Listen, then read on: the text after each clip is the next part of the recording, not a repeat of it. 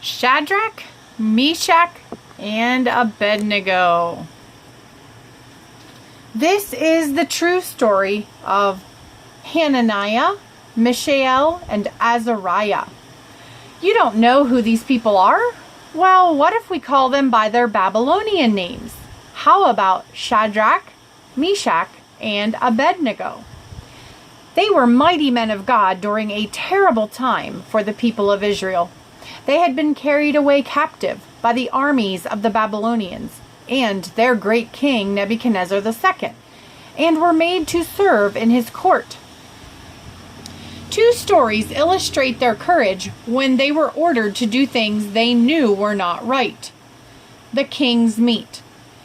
Hebrews who lived according to the law of Moses had very strict diets, which the Babylonians didn't observe.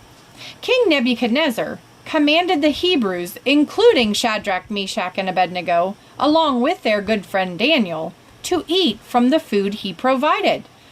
But the Hebrews asked that they be able to eat their own food instead.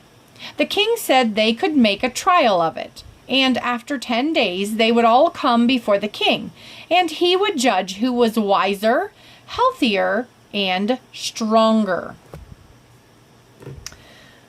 For 10 days, the four friends prayed and ate pulse, which is a mixture of edible seeds that aren't sown, like chickpeas, sunflower seeds, and beans. Then they were brought before the king. And in all matters of wisdom and understanding that the king inquired of them, he found them 10 times better than the magicians and astrologers that were in all his realm. Daniel 1:20. God blessed them for being faithful to his commandments, and God will bless us for being faithful to him as well. As he says in 1 Samuel 2:30, "Those who honor me, I will honor." The fiery furnace. King Nebuchadnezzar ruled over many different cultures, each with their own gods and goddesses. They all spoke different languages, liked different foods, and had different customs of dress. In order to govern a people so diverse, he decided to command all of his officials to recognize that his God, who was actually a false god, was the greatest of them all. He had a huge statue of his God made and commanded everyone to bow before it when he had music played. Nearly everyone did, but 3 men refused: Shadrach, Meshach, and Abed-nego. They said they would only bow before their own God, the true God, and no others. The king was enraged.